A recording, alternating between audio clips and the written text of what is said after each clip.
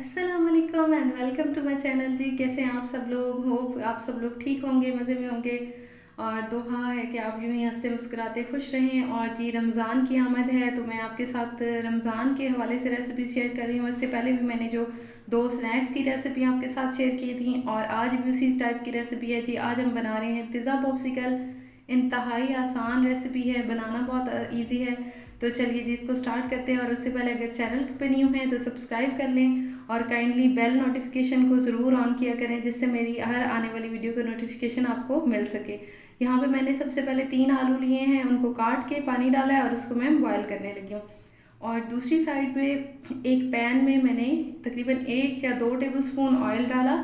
और ये मेरे पास 250 ग्राम बोनलेस चिकन है, जिसको मैंने इस तरह से काट लिया है। आप चाहें तो मैंने भी ब्रेस्ट पीस ही लिया है,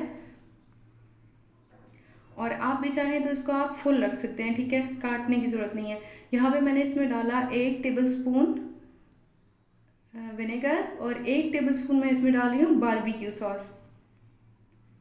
और साथ में मैंने 2 से 3 हरी मिर्चों का पेस्ट बनाना था, वो भी इसी टाइम पे डालना है, लेकिन मैंने लेट डाला, आप इसी टाइम पे डालिएगा, ठीक है। यहाँ पे मैंने डाला हाफ़ टी स्पून नमक, हाफ़ टी स्पून काली मिर्च और तकरीबन 1/4 टीस्पून मैंने इसमें डाली रेड चिली फ्लेक्स।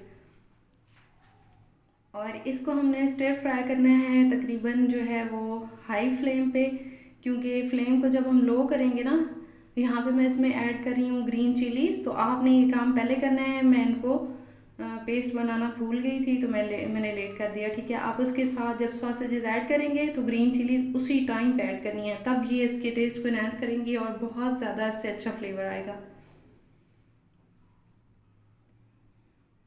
यहाँ पे इसको हम हाई फ्लेम पे पका रहे हैं, क्योंकि चिकन हमें जो है ना वो जूसी चाहिए, ठीक है।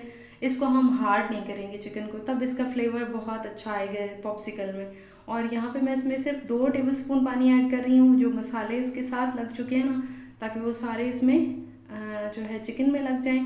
और थोड़ी देर के लिए इसको मैं ढक के छोड़ूंगी, तकरीबन 5 to 7 मिनट्स के लिए, ताकि इसमें चिकन जो है अच्छे तरीके से पक जाए।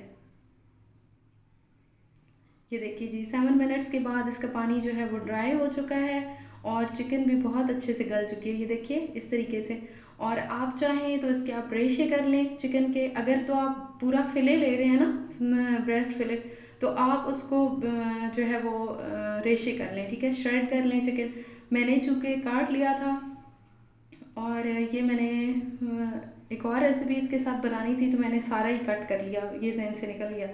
तो यहाँ पे मैं इसको नाइसली चॉप कर रही हूँ।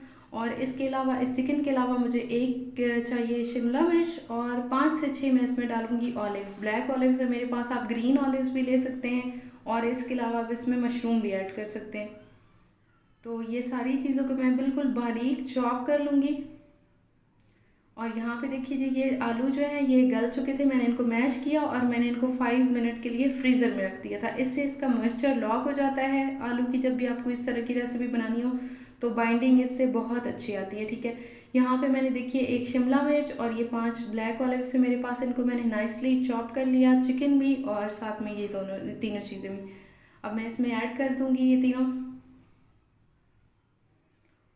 और अच्छे से इसको एक दफ़ा कंबाइन करेंगे। और देन इसमें हम स्पाइसेस ऐड करेंगे, जिसमें 1 टीस्पून सॉल्ट है, 1 टीस्पून ब्लैक पेपर पाउडर है, और इसमें जाएगा जी 1 टीस्पून आप डालेंगे ऑरिगेनो और मिक्स हर्ब, जो आपके पास अवेलेबल हो, जो इसको पिज़्ज़ा का जो है ना टेस्ट देगा, ठीक है।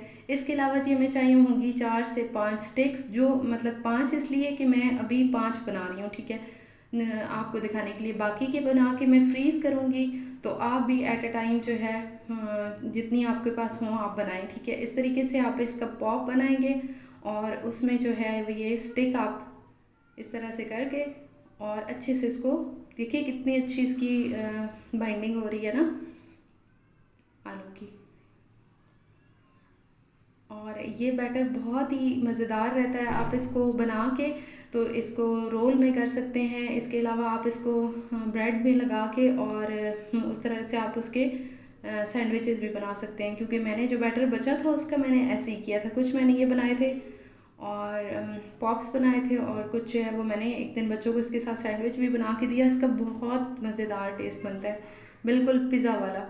ये देखिए जी, सारी शेप्स मैंने दे ली, ठीक है। सारी पिज़्ज़ा पॉप्स ये पॉप्सिकल तैयार हो चुके हैं। अब मैंने अंडा फेंटा हुआ था, उसमें मैंने इसको डाला, फिर मैंने ब्रेड क्रम्स में इसको कोट किया और ये सारे इस तरीके से मैंने रख दिया। अच्छा, यहाँ पे एक काम करने का है, मैं अभी आपको दिखाऊंगी नहीं क्योंकि वीडियो ज़्यादा लंबी हो जाएगी। इसको आपने क्या करना है, जब ये बन जाए ना तो आपने इसको 15 टू 20 मिनट्स फ्रीज़र में ज़रूर छोड़ना है, ठीक है। अगर आप इसके परफेक्ट रिज़ल्ट चाहते हैं ना तो फिर ये काम आपने स्किप नहीं करना, इसको 15 टू 20 मिनट्स ज़रूर दीजिएगा, वरना ये टूट सकते हैं, ठीक है। तो आप इसको फ्रीज़र में रखिए और 15 टू 20 मिनट्स आप निकाल के इस तरीके से फ्राई करेंगे मीडियम फ्लेम पे। और जब एक साइड पे कलर आ जाएगा तब आप इसको टर्न करेंगे, अदरवाइज़ आप इसमें बार बार इसको टच नहीं करेंगे या फिर बार बार इसको पलटेंगे नहीं, ठीक है। और जी, अगर ये वीडियो आपको अच्छी लगी तो काइंडली आप इसको लाइक शेयर ज़रूर करिएगा। और इसके हवाले से कोई भी क्वेरीज हो, कोई क्वेश्चन आप करना चाहते हो या कोई भी बात जो आप मुझसे करना चाहते हैं, मुझे कमेंट में ज़रूर लिखिएगा और मुझे आपको आंसर करके बहुत खुशी होगी। और जी, अपना बहुत सारा ख्याल रखिएगा और रमज़ान की प्रिपरेशन में आप भी बनाइए मेरी ये सिंपल और इजी सी रेसिपी, और मुझे आपने कमेंट में ज़रूर बताना है आपको आज की रेसिपी कैसी लगी।